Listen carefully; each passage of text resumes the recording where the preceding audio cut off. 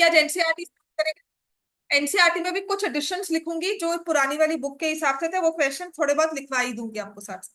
ठीक है। तो सबसे पहले तो हम लोग करेंगे,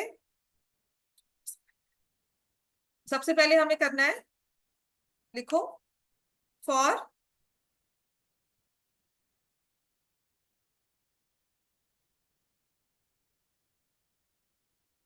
यूनिक सॉल्यूशन, जिसको हम ग्राफिकली बोलते हैं इंटरसेक्टिंग लाइंस। ठीक है। तो आपकी इक्वेशंस दी होंगी a1x b1y plus c1 equal to 0, a2x plus b2y plus c2 equal to 0। ठीक है।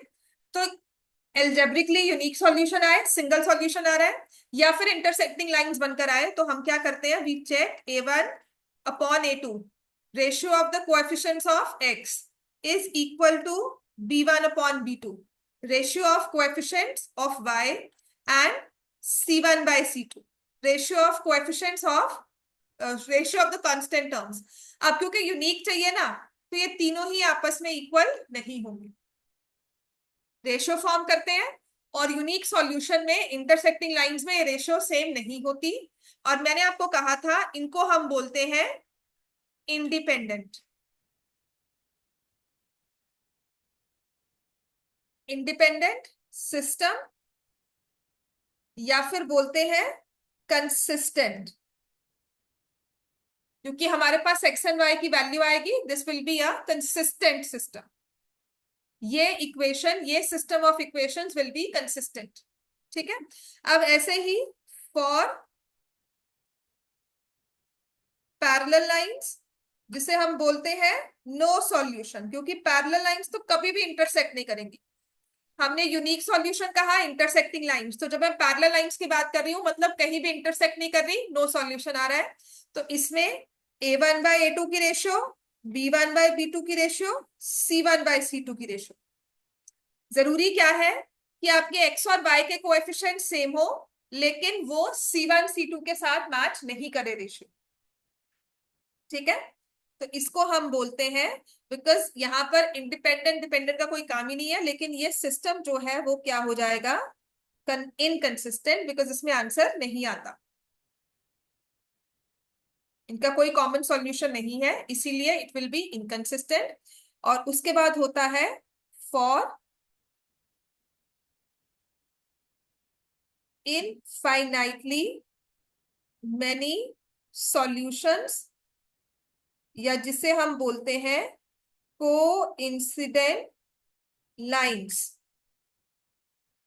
a1 by a2 is equal to b1 by b2 is equal to c1 by c2।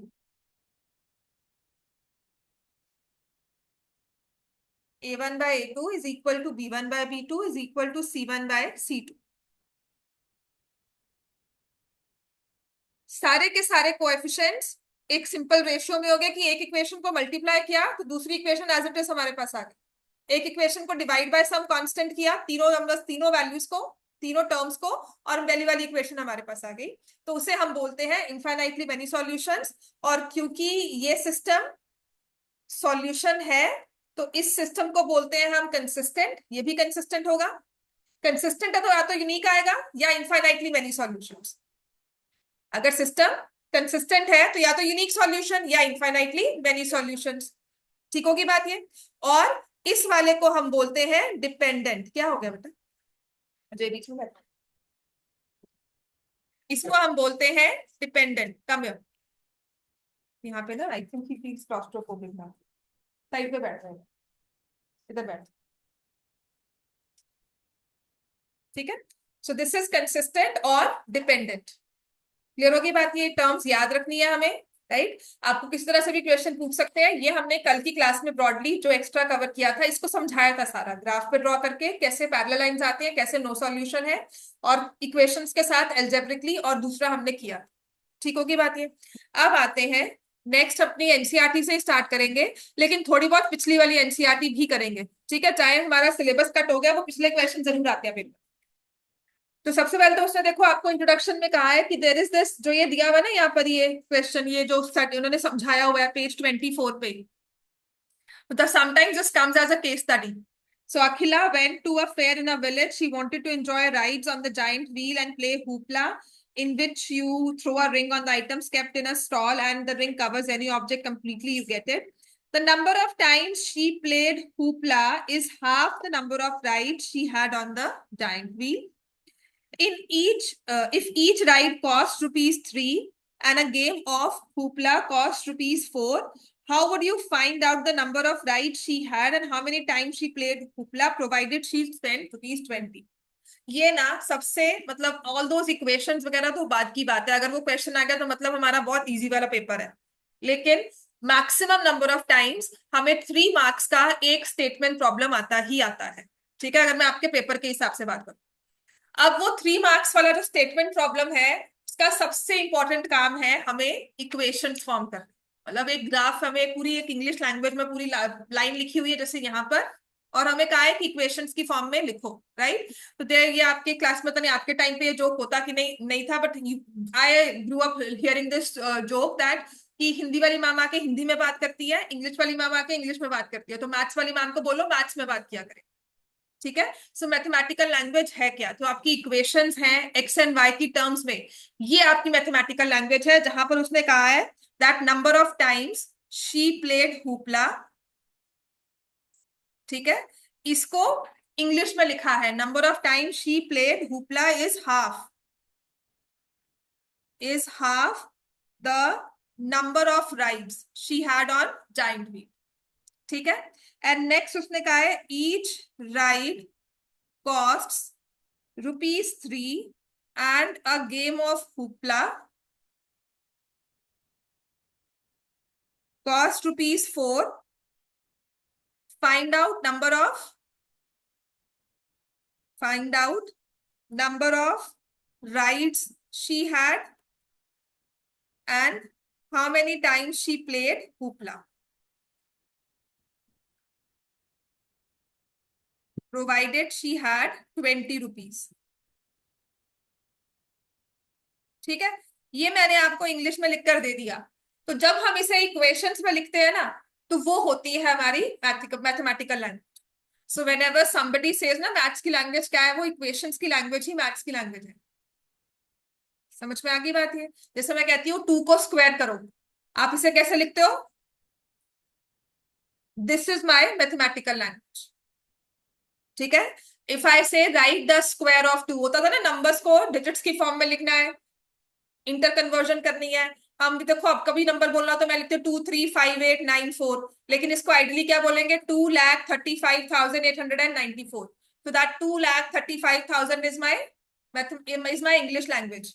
ठीक है, और जब मैं 235,894 बोल रही हूँ तो वो हमारी मैथ्स की टर्म है। समझ में आ गई बात?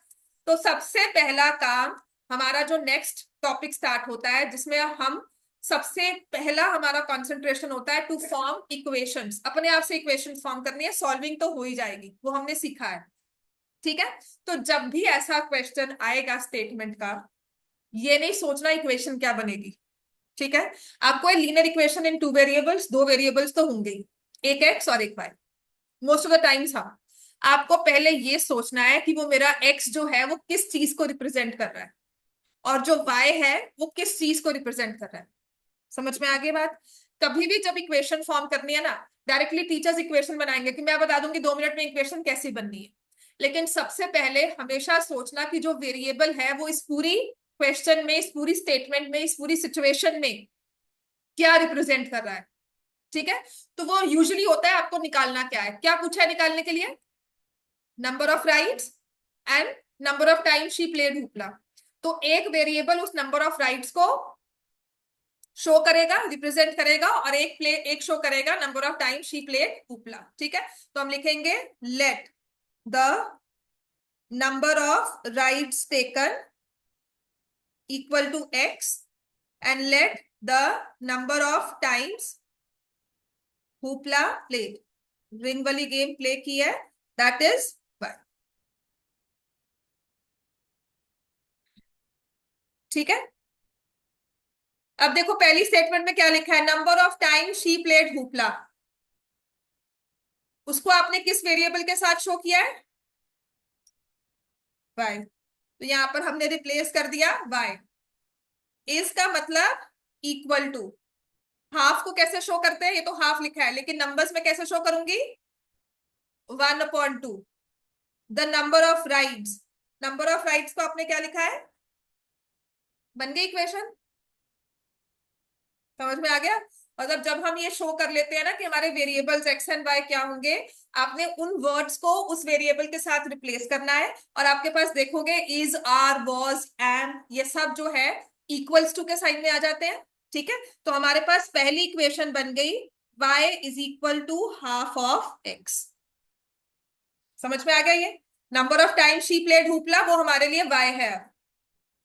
तो आपको इनडायरेक्टली याद है, क्लास 6 में अगर याद हो तो कहा होगा, ये एक्सरसाइज थी, write the linear equation form. तो आपको लिखा था 2 times x, 2 times a variable added to 4 times another variable is equal to, तो उसको 2x+3y इक्वल टू 5। देखना क्लास, कोई भाई बहन होगा, कोई भी ओल्ड एनसीईआरटी निकालना। So you had the statement problems जहां पर आपको वर्ड प्रॉब्लम्स को वेरिएबल सिंपल इक्वेशंस पे करना था, ट्वाइस ऑफ x, ठीक है, twice of x is equal to 4, तो हम क्या लिखते हैं, 2x इक्वल्स टू 4। समझ में आई, वो चीज है ये, ठीक है। सो y इक्वल्स टू, अब दूसरी इक्वेशन बताओगे, ईच राइड कॉस्ट ₹3, एक राइड 3 रुपए की है, कितनी राइड्स ली है उसने, x, एक राइड 3 रुपए की है, उसने x राइड्स ली है, तो कितने पैसे खर्च किए, समझ में आ गया। Second equation, a game of hoopla 4, ₹4 cost करता है, कितने उसने गेम ऑफ हुपला प्ले की है, बाय, तो कितने पैसे खर्च किए उसमें, और टोटल उसके पास कितने थे, समझ में आ गई बात, ये इक्वेशन फॉर्म करने आई, आपका सबसे बड़ा टारगेट अब यही होगा। अगर आपको इक्वेशन सॉल्व, देखो मैंने पहले आपको स्टेटमेंट्स नहीं करवाई, उसने स्टेटमेंट से स्टार्ट करवाया एनसीईआरटी, मैंने आपको पहले इक्वेशन सॉल्व करनी सिखाई, कि अब हमारा टारगेट उस स्टेटमेंट को फॉर्म करने को होगा, इक्वेशन तो हम सॉल्व कर ही लेंगे। समझ में आ गया। तो during the course of time जब आप पूरे ये प्रिपरेशन नेक्स्ट जनवरी में आओगे ना, तब आप कहोगे कि ना हम इक्वेशन तो सॉल्व कर लेंगे, बस इक्वेशन बता दो कैसे बननी है। ठीक है, तो वही अब हमारा टारगेट है। क्लियर हो गया, चलो सॉल्व कर लो। y equals to half x, 3x+4y equal to 20, ये तो सॉल्व कर सकते हैं। कौन से मेथड से सॉल्व करेंगे इसको,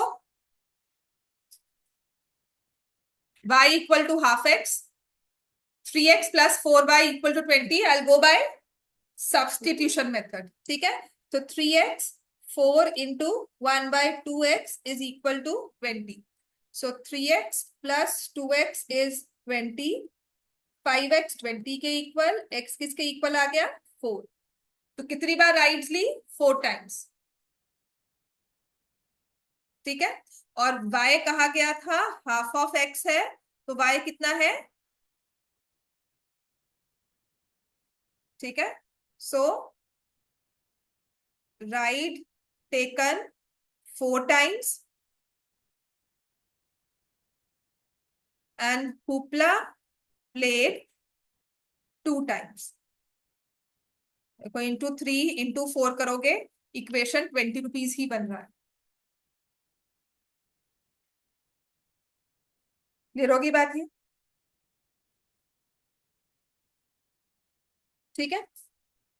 चलो नेक्स्ट लिखो, लिखना है, ये पुरानी वाली एनसीईआरटी का क्वेश्चन है, ये आपकी फर्स्ट एग्जांपल पिछली वाली एनसीईआरटी का यही था, उसने आपको ये सारा कॉन्सेप्ट समझाया। आफ्टर दिस एग्जांपल वो पूरा समझाया कि कोइंसिडेंट लाइंस कब होती हैं, इंटरसेक्टिंग लाइंस कब होती हैं, पैरेलल लाइंस कब होती हैं।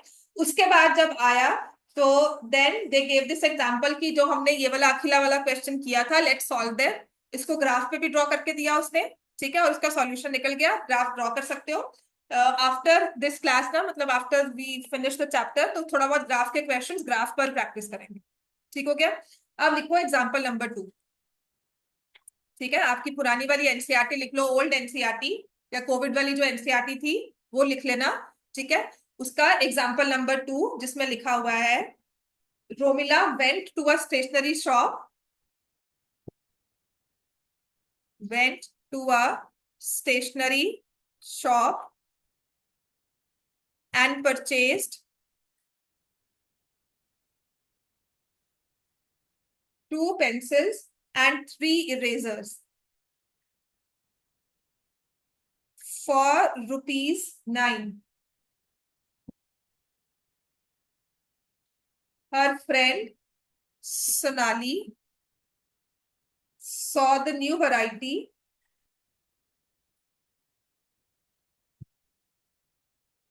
of pens and erasers, so she also bought 4 pencils and 6 erasers of the same kind for ₹18. Represent this situation algebraically and graphically.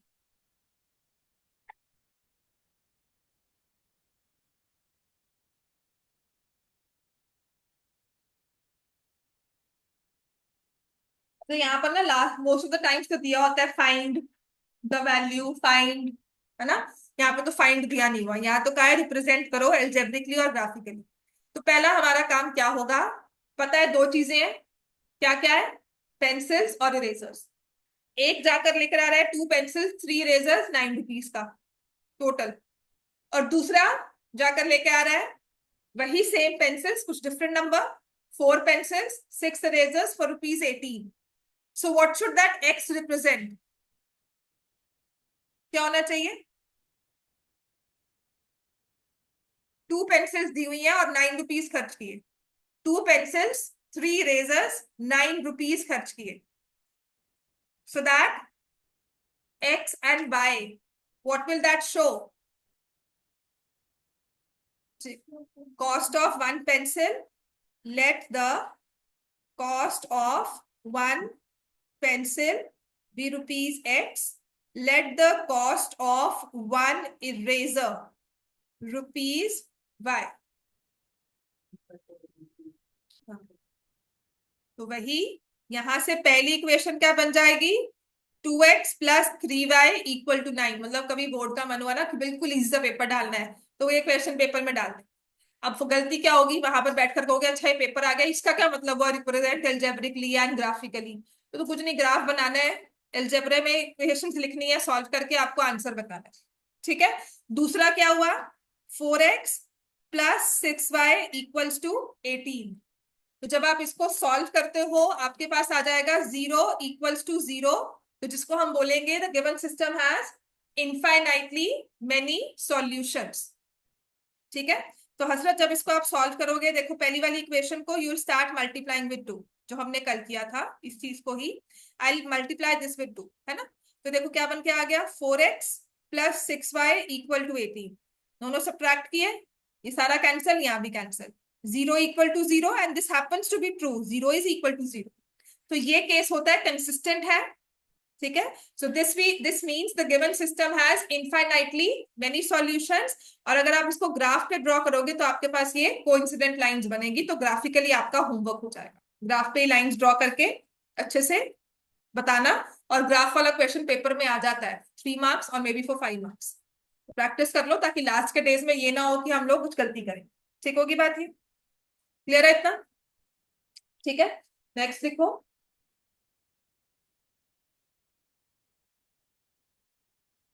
अच्छा डिपेंडेंट इसलिए भी बोलते हैं बिकॉज उसने लिखा है one equation can be derived from the other, that's why also they are dependent, because one equation can be derived from the other. अब पिछली वाली बुक में एग्जांपल 3 था जिसमें लिखा है 2 rails are represented by equations x plus 2y minus 4 = 0 and 2x plus 4y minus 12 = 0. Represent this situation geometrically.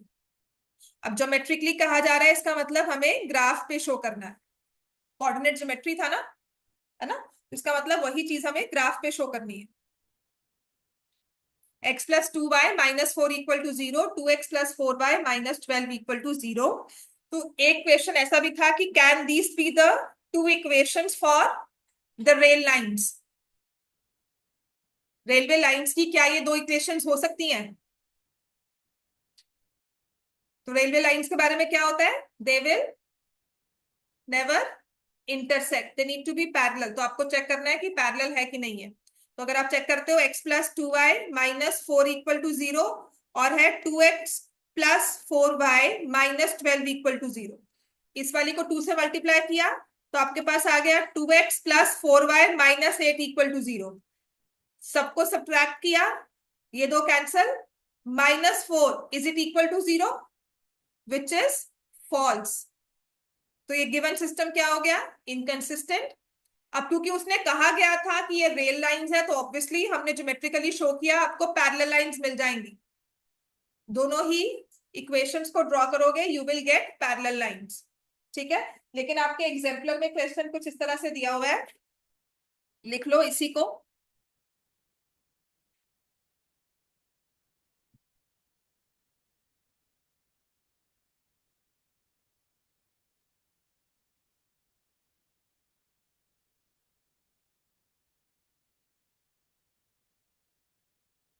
Straight paths, इसी question का देखो अदर वे फॉर्म क्या है, जिसमें लिखा है two straight paths are represented by equations x minus 3y equal to 2 and minus 2x plus 6y equal to 5.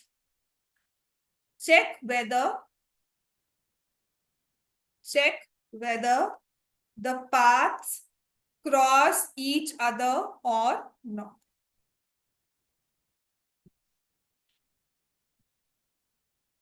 या फिर आपको ऐसा कहा जाए A and B make a plan to meet each other. A walks along this line, B walks along this line. Will they meet and at what point? ठीक है, तो कुछ इस तरह से है। तो यहाँ दो पाथ्स की आपको इक्वेशन दी हुई है और कहा गया है कि क्या ये पाथ्स कभी मिलेंगे। ठीक है, आपने इसको 2 से मल्टीप्लाई किया, क्या आ गया हमारे पास? 2x minus 6y equal to 4, ये तो कैंसिल हो गया, 0 इक्वल टू 9। अब इस चीज के साथ साथ ये एल्जेब्रिकली कर रहे थे, हम कोएफिशिएंट्स को चेक करेंगे। यहां पर x का कोएफिशिएंट क्या है? 1। दूसरे केस में x का कोएफिशिएंट क्या है? -2। यहां x का कोएफिशिएंट क्या है? y का कोएफिशिएंट क्या है? -3। और दूसरे में क्या है? 6। कांस्टेंट टर्म क्या है? 2। और तीसरे में क्या, दूसरे में क्या है? 5। क्या ये दो रेशियोज आपस में सेम है? -1/2 -1/2, लेकिन इसके साथ सेम नहीं है। So this is the condition for, तो since a1 by a2 is equal to b1 by b2 but not equal to c1 by c2, hence the given system is of parallel lines. The given system represents parallel lines, hence the paths will never cross each other. Hence the paths will never cross each other.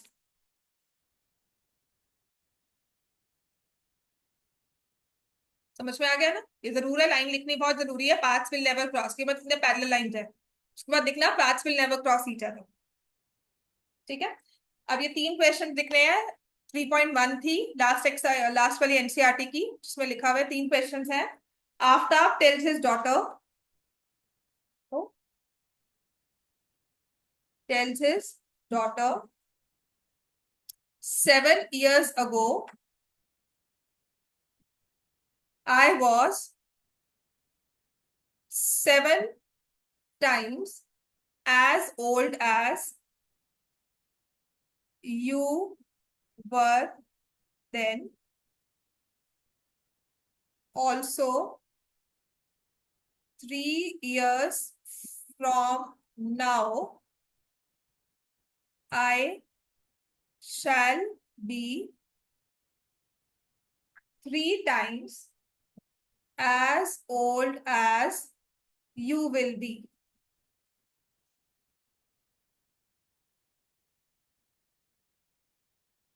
ठीक है, और मैं आपको कहती हूँ find there present ages. ये as वाला question हम फिर से करेंगे, इसको समझने की, इसको सॉल्व करने की टेक्निक भी देख लेना। एज वाले क्वेश्चन में हमेशा क्या होगा, आपको ना 95% ऑफ द केसेस आपको निकालनी होगी प्रेजेंट एज। दो बंदे हैं, दो इंडिविजुअल्स दिए होंगे, दोनों की प्रेजेंट एज निकालनी। समझ में आ गया इतना? अब उसके बाद कहा जाएगा कुछ साल पहले कुछ साल बाद। ठीक है, या तो बैकवर्ड लेके जाएंगे या फॉरवर्ड लेके जाएंगे। तो सबसे पहले इस क्वेश्चन को सॉल्व करने के लिए हम लिखेंगे let the present age of Aftab is equal to x years. Let the present age of daughter be y. ठीक है, एज वाले क्वेश्चन में ना हमेशा पहले प्रेजेंट एज को एक्स एंड वाई, मतलब मेरा वेरिएबल क्या शो करेगा, present age of one individual, present age of the other. फिर दूसरी बात क्या करनी है, देखना है 60 साल पहले, उसमें 7 years अगो का है, कुछ साल पहले की बात कर रहा है, तो आपने एज निकालनी है 7 years अगो। तो 7 years अगो मतलब पीछे की आगे, 7 years अगो मतलब पास्ट, है ना? तो 7 years ago what was age of Aftab, बताओ 60 साल पहले आफ्ताब की एज क्या थी? अगर उसकी आज एक एक्स है, ठीक है, तो 60 साल पहले क्या लिखोगे, x-7 या 7 - x? x-7, you all understand ना? हाँ, तो x-7 years। And what about daughter, उसकी एज क्या हो जाएगी? उसकी आज की एज y है, ठीक है, तो 60 साल पहले क्या होगा, y-7 years। इतना क्लियर हो गया सबको? राइट, अभी फिलहाल हम इक्वेशंस के बारे में नहीं सोच रहे, हम सिर्फ एज को आगे पीछे कर रहे हैं। फिर उसने कहा है 3 years फ्रॉम नाउ, जिसे हम लिखते हैं 3 years hence। हेंस लिख दो, फ्रॉम नाउ, आफ्टर 3 years कहा जाए तो 3 साल बाद एज ऑफ आफ्ताब क्या है?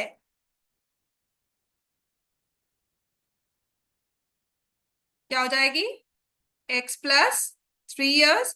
एंड एज ऑफ डॉटर क्या है, y + 3 years। अब इक्वेशंस को फॉर्म करो, देखो क्या लिखा है, 7 years अगो, आई मतलब आफ्ताब, 60 साल पहले आफ्ताब के लिए हमने क्या नंबर यूज किया हुआ है, x-7। तो 7 years अगो मतलब x-7 वॉज मतलब इक्वल टू 7 times, मतलब 7 मल्टीप्लाई हुआ, as old as you were then, as you were मतलब daughter was then which was y-7। तो इक्वेशन बन गई ना पहली, it will be x-7 is equal to 7 into y-7। x-7 equals to 7 into y-7। समझ में आ गया? ठीक है, next 3 years from now I shall be, I मतलब आफ्ताबी, उसके लिए हम क्या वेरिएबल यूज कर रहे हैं, x + 3, shall be equal to 3 times age old as you will be. तो ये हमारे पास आ गया x + 3 is equal to 3 into y + 3। अब इन दोनों क्वेश्चंस को, इन दोनों इक्वेशंस को स्टैंडर्ड फॉर्म में लेकर आओ और देखो सॉल्व होती है कि नहीं। समझ में आ गया तुम्हें? बिल्कुल, ठीक है, ये घर जाके सारी इक्वेशंस रिवाइज करनी है, क्योंकि ये स्टेटमेंट प्रॉब्लम्स बहुत जरूरी है। और अगर ये समझ में आ गई ना, मतलब आपका 50 to 60% ऑफ, आपको 50 नहीं, मैं 70% करूंगी, आपका लीनियर इक्वेशंस खत्म हो जाता है। बहुत सारे क्वेश्चंस है स्टेटमेंट प्रॉब्लम के, वो सब करवाऊंगी आपको, ठीक है, और इसके अलावा भी अभी एक्स्ट्रा क्वेश्चंस बहुत है इसमें।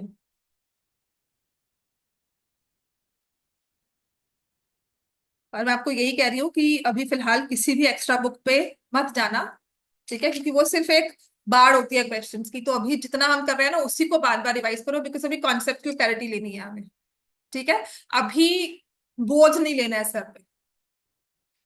तो अगर आरडी शर्मा है बिल्कुल करेंगे आरडी शर्मा, मतलब ये नहीं है कि मैं आपको एक एक क्वेश्चन करवाऊंगी बाद में। आपके पास टुगेदर है, आपके पास ऑल इन वन है, any of the book, exam idea है, एजुकार्ट है, बिल्कुल ठीक है। But let me finish this chapter first, क्योंकि वो चीजें हौच पौच करके दी होती है, कुछ पहले कुछ बाद में, कुछ क्वेश्चन पहले कुछ बाद में।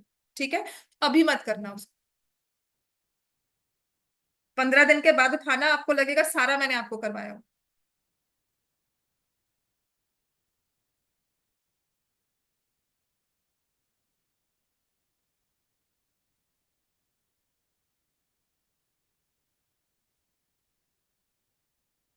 x-7y प्लस 42 हो गया इक्वल्स टू 0, और x-3y -6 हो गया इक्वल टू 0, है ना। तो इसको सॉल्व कर सकते हो। तो जब भी आपने इक्वेशंस को सॉल्व करना है ना, हमने a1/a2 1/1, दूसरा क्या है -7/-3, और तीसरा क्या है 42/-6। क्या ये रेशियो सेम है? बिल्कुल भी नहीं। तो मतलब यहाँ पे सॉल्यूशन आएगा, इसको सॉल्व करने का फायदा है, आगे बढ़ सकते हैं। ठीक है, सो आई एलिमिनेट माई वेरिएबल एक्स, ये खत्म हो जाता है। यहां से आ जाएगा -4y प्लस 48 इक्वल्स टू 0। तो y की वैल्यू क्या आ गई? नहीं आई? क्या किया?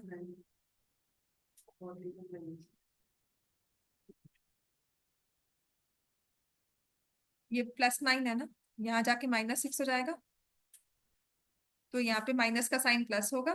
ठीक है, और इसी को कहते हैं वेरीफाई किया करो। तुमने आंसर निकाला, अपनी सिचुएशन में डालना सीखो। ठीक है, समझ में आ गया ना। ये एक एग्जांपल ले लो, एज अ लेसन ले लो फॉर एवरी पर्सन, कि अगर मैंने 12 भी निकाला है ना और मुझे किसी ने और आंसर किया, तो मैं कुछ नहीं बोलूंगी अगर मुझे आंसर नहीं पता, मेरा क्रॉस चेक नहीं हुआ है या मुझे नहीं याद है। तो I will always look back at the question कि चलो y तो 12 आया, इससे मेरा x कितना आ गया। ठीक है, y इज 12 तो -84, y इज x इज 42। ठीक है, तो अब मैं सिचुएशन देखूंगी, जिसने कहा है 7 years अगो, 7 years पहले वो कितना था, -7 करेंगे तो 35, और 7 years ये 7 टाइम्स आ गया। चलो एक इक्वेशन मैच हुई, दूसरी भी होनी चाहिए। ठीक है, 3 years from now 45, 3 years from now 15, is it 3 times? Yes. तो देन आई कॉन्फिडेंटली से, मुझे कोई एग्जांपल्स में कुछ भी बोलता रहे नहीं मैम ये आया है वो आया है, या पेपर में बैठ के क्वेश्चन कर रही हूँ वो बैठे नहीं नहीं ये आंसर आया है, I will be very sure बाहर निकलने के बाद भी, जब मुझे आंसर क्रॉस चेक आ जाता है ना, तो मैं कहती हूँ मेरा आंसर सही है, बिकॉज मैंने क्रॉस चेक किया हुआ है। समझ में आ गई बात? ठीक है, हमेशा इक्वेशन में डालना सीखो, वेरीफाई करना ही है आपने। क्लियर हो गया इतना? ठीक है, तो इसमें x की वैल्यू, मतलब age of Aftab is 42 years present age, and age of daughter is 12 years, तो प्रेजेंट एज ऑफ डॉटर। ऐसे ही नेक्स्ट क्वेश्चन लिखो, इसी का क्वेश्चन नंबर 2 है, जो कि लिखा है, बहुत इजी वाला क्वेश्चन है। The coach of a cricket team buys, मतलब 3 bats and 6 balls। अगर मैं ब्रॉडली लिखवाती हूँ ना आपको, जो लिखा हुआ है, 3 bats and 6 balls cost ₹3900। Later she buys another bat and 3 more balls and paid ₹1300। The coach of a cricket team buys 3 bats and 6 balls for 3900. Another bat and 3 more balls paid ₹1300। तो इसको solve करना है, represent this situation algebraically and geometrically. तो x and Y क्या show करेगा इसमें फिर से, 3 बैट्स और 6 बॉल्स लेकर आए कॉस्ट, ठीक है ना। So let the cost of 1 bat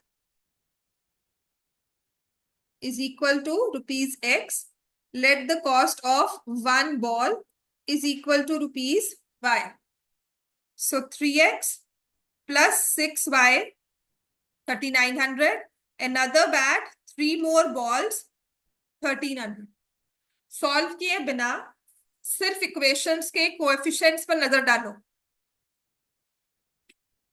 क्या रेशियो सेम है थ्रू आउट? जिसे हम लिखते हैं A1 A2 B1 B2 C1 C2। पहले केस में A1 A2 क्या है? 3/1। दूसरे में क्या है? 6/3। और तीसरे में क्या है? 3900/1300। क्या ये रेशियो सेम है? ठीक है, तो इसे हम क्या बोलते हैं? Infinitely many solutions. There are infinitely many solutions.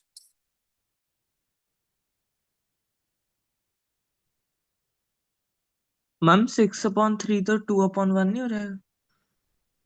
अच्छा, 6 ये आ जाएगा पैरेलल लाइंस। नहीं, हाँ 2 आ रहा है, ठीक है ठीक है, ये अलग question. So this will be 3/1 और 6/3। ठीक है, 3900 और 1300। तो यहां से फर्क आ गया। जब इसको आप सॉल्व करोगे, मल्टीप्लाई दिस विथ 3, तो ये आ जाएगा 3x plus 6y as.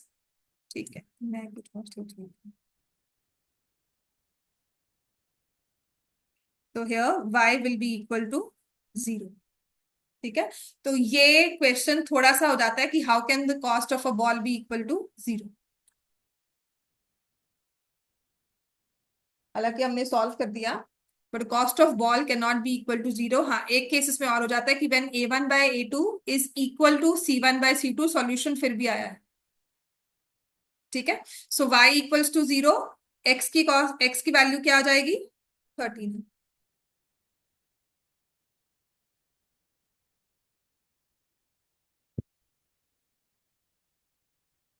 So the solution is x is 1300, y is 0. Cost of one bat is rupees 1300 and cost of one ball will be rupees 0. Next लिखो।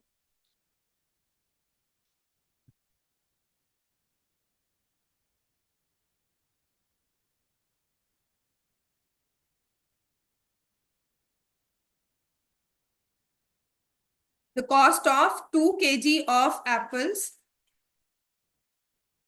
and 1 kg grapes. 2 kg apples and 1 kg grapes on a day was found to be rupees 160. Cost of 2 kgs apples and 1 kg grapes was found to be rupees 160. After a month, cost of 4 kg apples and 2 kgs of grapes was found to be rupees 300. Now it says written algebraically and graphically.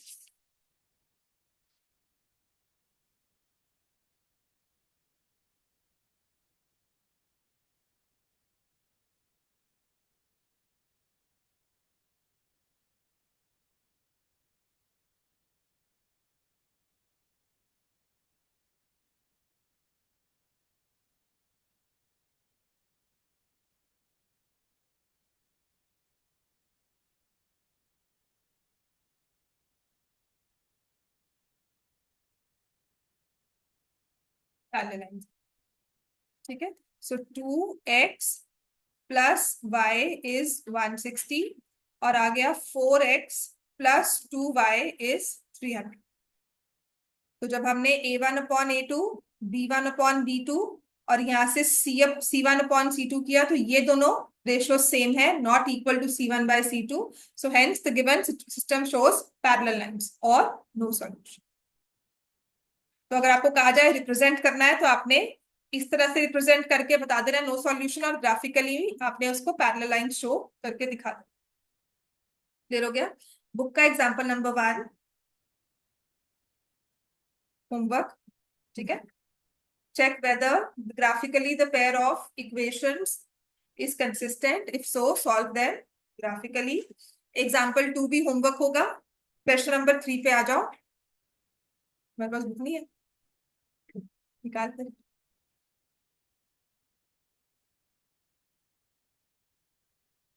Start with example number 3. Champa went to a sale to purchase some pants and skirts. When a friend asked her how many of each she had bought, she answered, the number of skirts is 2 less than twice the number of pants purchased. Also, the number of skirts is 4 less than 4 times the number of pants purchased. Help her friends to find how many pants and skirts Champa bought. ये लिखो, उसके बाद बताते हैं कि ये हम ऐसा क्यों बोलते हैं. ठीक है. तो यहाँ पर x and y क्या शो करेगा? Let the, तो उसके फ्रेंड्स ने उसको क्या पूछा है? How many of each she had bought. So let the number of pants या number of skirts, पहले skirts का है ना, pants लिखा है, number of pants be equal to x and let the number of skirts equal to y. The number of skirts पहली equation में क्या है? The number of skirts जो हमारे लिए क्या है? y is 2 less. किससे 2 less है? Twice the number of pants purchased. ठीक है. Also the number of skirts, which is again y, is 4 less than 4 times the number of pants purchased.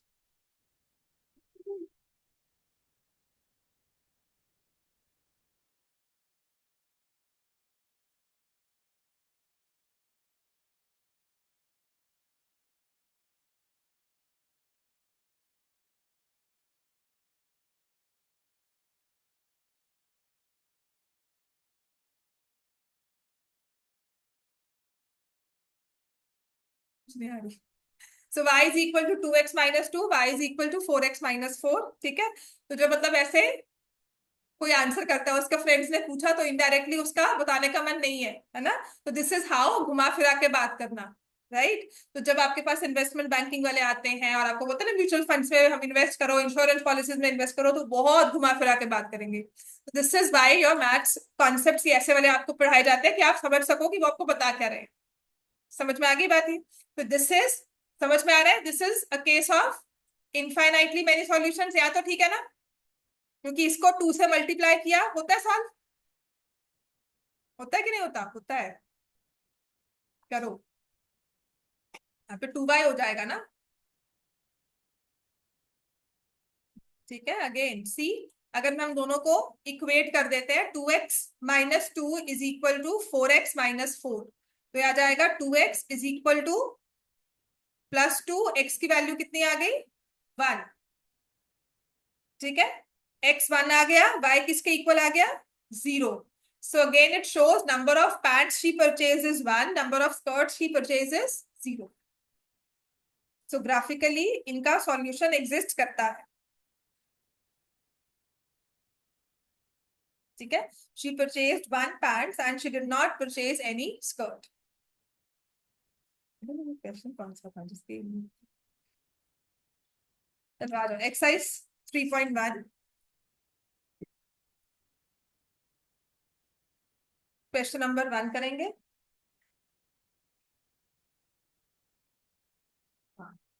1 and 2, उसके बाद 2 3. ठीक है. चलो exercise 3.1.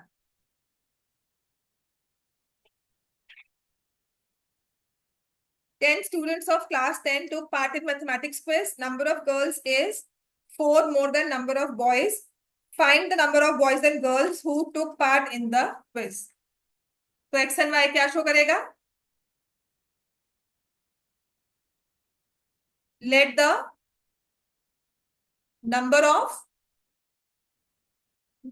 boys equal to x. Let the number of girls equal to y. 10 students of class 10. तो इसका मतलब पहली equation हमारे पास बन गई, x बॉयज है, y गर्ल्स हैं, और टोटल क्लास में कितने बच्चे बैठे हैं? 10. ठीक है. तो इसका मतलब पहली इक्वेशन क्या होगी? x plus y equals to 10. समझ में आ गया ये? सेकंड का है नंबर ऑफ गर्ल्स, जो कि हमारे पास क्या है? y is 4 more than number of boys, जो कि क्या है?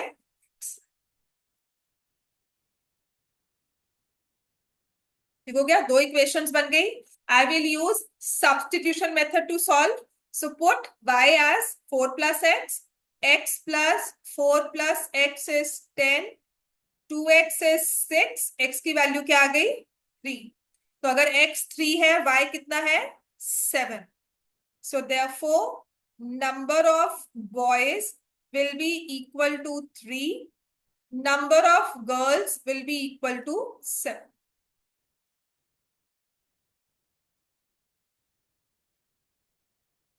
ये ग्राफिकली करने को कहा था, तो ग्राफ पे आप इसको इजीली ड्रॉ भी कर सकते हो. तो आज हम होमवर्क यही लेना कि जितने ग्राफ ड्रॉ कर सकते हो वो ड्रॉ करके लेकर आना. आपके दो क्वेश्चंस मैंने आपको एग्जांपल 1 एग्जांपल 2 दिया है जिसमें ग्राफ सॉल्व करना है, तो इसमें भी एक बार ग्राफ ड्रॉ कर लेना. ग्राफ की अभी प्रैक्टिस कर लो, बाद में मुश्किल नहीं आएगी. ठीक है, ऐसे ही करना है आपने. Second part, 5 pencils, 7 pens cost rupees 50. 7 pencils, 5 pens together cost rupees 46. Find the cost of 1 pencil and that of 1 pen. Second part में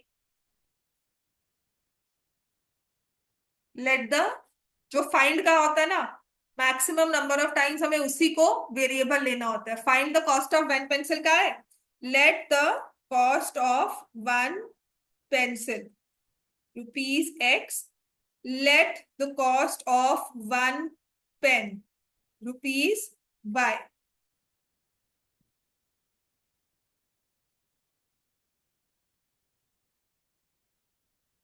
मृदुल मुझे बताओ पहली वाली क्वेश्चन क्या बनेगी.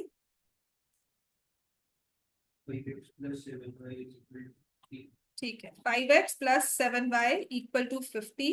और दूसरी वाली इक्वेशन क्या होगी, प्लस 5y इक्वल्स टू 46. सबको समझ में आ गया ना ये, बस इसको सॉल्व कर लो.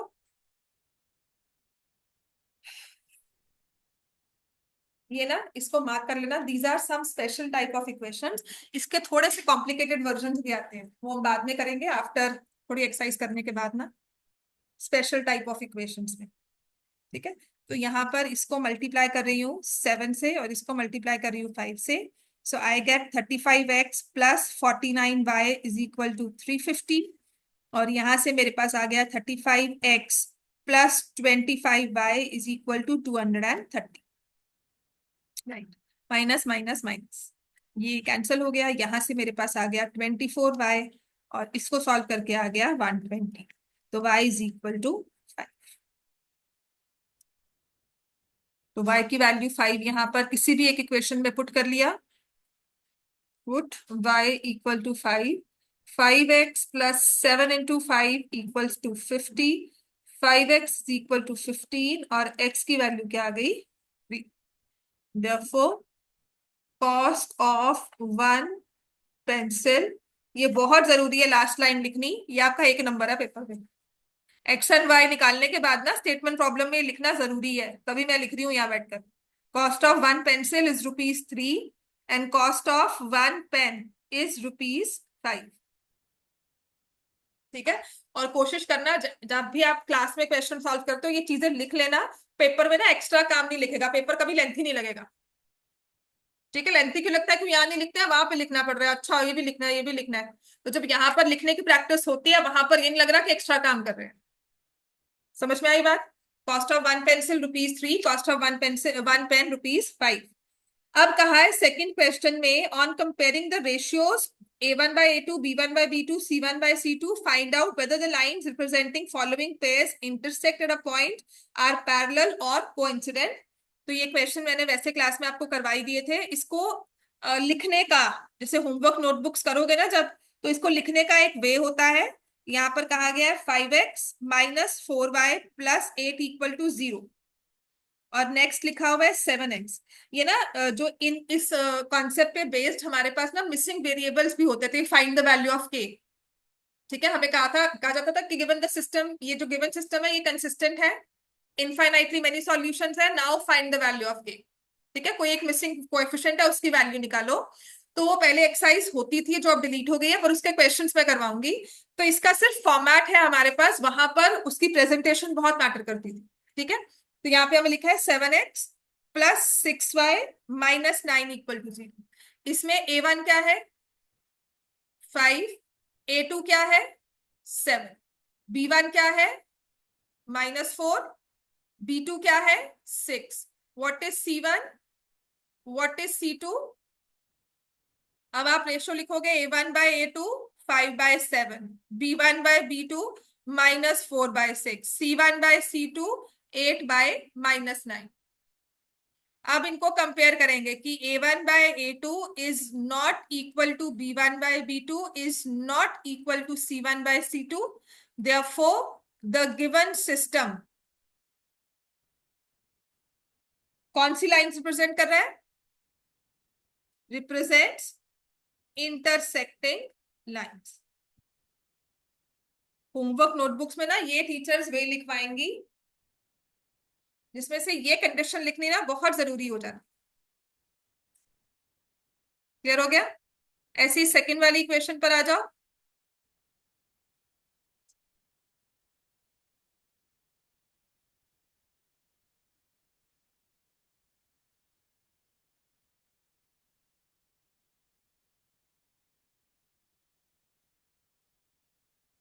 तो सेकंड पार्ट में हमें कहा गया है 9x + 3y + 12 = 0, 18x + 6y + 24 = 0. A1 कितना है 9, A2 कितना है 18, B1 कितना है 3, B2 कितना है 6, C1 is 12 and C2 is 24. तो यहाँ पे हम रेशियो फॉर्म करेंगे 9/18 जो बन जाती है 1/2, B1/B2 अगेन 3/6 जो बन जाता है 1/2, C1/C2 12/24 अगेन 1/2.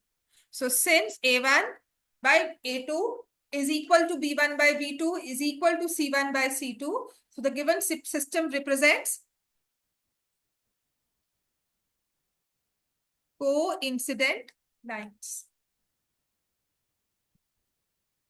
क्लियर हो गया इतना? ठीक है, थर्ड वाले पार्ट पे आ जाओ.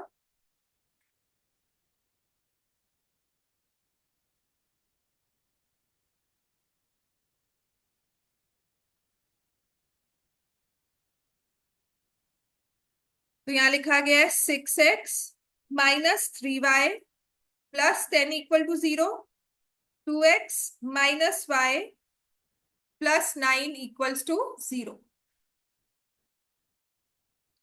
So A1 is 6, A2 is 2. A1 is 6, A2 is 2, B1 is -3, B2 is -1, C1 is 10, C2 is 9. A1/A2 6/2, which is 3/1. B1/B2 -3/-1, again 3/1. ये तो 10/9 ही रहा.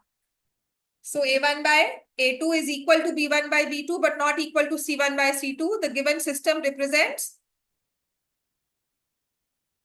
क्या हो जाएगा? पैरेलल लाइंस या फिर नो सॉल्यूशंस. अब क्वेश्चन नंबर 3 जो है ना वो देखो, उसने कह दिया कंसिस्टेंट इनकंसिस्टेंट बताओ, और यहाँ पर थोड़े से कोएफिशिएंट्स को ना कॉम्प्लेक्स कर दिया. यहाँ पे बिल्कुल सीधे से थे थर्ड में, इतना इलेबोरेट नहीं करते, डायरेक्टली A1/A2 कंपेयर कर लेते हैं. ठीक हो गया इतना? लिखने का वे यही रहेगा, बट क्वेश्चन नंबर 3 को थोड़ा स्पीड अप कर लेते हैं. The first part says 3x + 2y = 5 and 2x - 3y = 7. तो आप लिखोगे A1/A2 is 3/2, B1/B2 is 2/-3, C1/C2 is 5/7. तो A1/A2 not equal to B1/B2 not equal to C1/C2, therefore consistent है. और कंसिस्टेंट में भी क्या है? Unique solution. ठीक हो गया इतना? सेकेंड पार्ट कर लो. 2x - 3y = 8, 4x - 6y = 9. ठीक है, तो मैं डायरेक्टली लिख रही हूँ 2/4 - 3/-6 इक्वल है बट नॉट इक्वल टू 8/9. अच्छा, जरूरी चीज पता है क्या है, अभी तक कोई ऐसा क्वेश्चन आया नहीं है, आगे शायद आ भी सकता है, पर ध्यान रखना आपको एक्स के कोएफिशिएंट्स को भी एक तरफ रखना है दोनों इक्वेशंस में, वाई को भी, और सबसे ज्यादा प्रॉब्लम देगी कांस्टेंट टर्म। एक में मैंने यहां पर लिख दिया और यहाँ एक में मैंने यहां लिख दिया, so make sure they are on the same side. ठीक है, जैसे कि हमारा ये वाला क्वेश्चन था ना, इसका पूरा ही मतलब बदल जाएगा अगर मैंने कुछ इस तरह से लिख दिया, 18x plus 3y equals to 24। इसमें चेक करो कौन सा वाला सॉल्यूशन है, 9x plus 3y plus 12 equal to 0, 18 plus 6y, sir this is 18 plus 6y equals to 24। तो यहां पे बताओगे कौन सा सॉल्यूशन आया है। ये आपके क्वेश्चन नंबर 2 का सेकंड पार्ट है, बस कुछ नहीं किया मैंने, 24 को इस साइड पे शिफ्ट कर दिया। सो बाय शिफ्टिंग पूरा का पूरा आंसर हमारा चेंज हो गया। ये तो है 9/18 बिल्कुल ठीक है, ये 3/6 बिल्कुल ठीक है, लेकिन इसको जब आप लिखोगे तो यू विल नॉट राइट 12/24, दोनों पे एक साइड लेकर आओ, या तो इसको -12 बनाओ या इसको यहाँ पे -24। So it will B 12/-24। ये तो इक्वल है बट ये इक्वल नहीं है, समझ में आ गया। तो पहले हमने क्या लिखा था, कोइंसिडेंट लाइंस, अब ये क्या हो गया, नो सॉल्यूशन। मतलब वो जो लाइन एक के ऊपर एक आ रही थी वो उठकर आगे चली गई और कह दिया कि now we are parallel lines with one just shifting of the equation of the constant term. समझ में आ गया। तो जब भी हमें ऐसे वाले चीजों को चेक करना है, आपकी एक्स की टर्म्स, वाई की टर्म्स और constant terms, all the three should be on the same side of the equation. ठीक होगी बात। थर्ड पार्ट पे आ जाओ, चलो क्विकली थर्ड को ओरली ऐसे चेक कर लेंगे। 3/2x plus 5/3y equal to 7, 9x minus 10y equals to 14। तो देखो ये आ गया 3/2/9, 5/3/-10, और दोनों सेम साइड पर है तो 7/14। तो अब इसको जब हम सॉल्व करते हैं तो क्या होता है, ये क्या बन जाएगा, 3/18। ठीक है ना, समझ में आ रहा है ना, विच इज 1/6। ये आएगा 5/3 इंटू -1/10, सो ये क्या आ गया, -1/6। 7/14 इज 1/2। क्या तीनों इक्वल है, 1/6 -1/6 बिल्कुल भी इक्वल नहीं। ठीक है, उनके साइंस रेशियो में sign should also be same, so the given system is, I will say, consistent and it will give you a unique solution। ऐसे क्विकली फोर्थ और फिफ्थ पार्ट कर लो, बाकी हम कल करेंगे। फोर्थ हो गया। फोर्थ पार्ट में क्या आता है, coincident lines. Fourth part is coincident lines. देखो 5/-10 कर रहे हो, -3/6 कर रहे हो, और 11/-22। तो रेशियो -1/2 है, सबकी है, इसलिए ये नहीं कह रही नेगेटिव नहीं हो सकता, नेगेटिव हो सकता है लेकिन थ्रू आउट सब में हो। ठीक है। अच्छा, ये भी नहीं कि नहीं एक में तो डिनोमिनेटर में है एक में न्यूमरेटर में है, डजंट मेक एनी सेंस, है ना, वो तो कोई बात नहीं है क्योंकि पूरी फ्रैक्शन में ही नेगेटिव साइन है। Then 4/3x plus 2y equal to 8 and 2x plus 3y equal to 12। तो इसको अगर सॉल्व करना है तो आप इस तरह से भी कर सकते हो। इसको मैंने लिखा 4/3/2, 2/3, 8/12, सो 4/3 इंटू 1/2, तो 2/3 आ रहा है यहाँ पर भी और यहाँ पर भी और यहाँ पर भी, all are equal, therefore it shows coincident lines. अच्छा, कंसिस्टेंट है कि inconsistent, it will be consistent, क्योंकि जब भी सॉल्यूशन आता है तो कंसिस्टेंट है, लेकिन यहाँ पर कंसिस्टेंट है with infinitely many solutions। This is consistent with infinitely many solutions।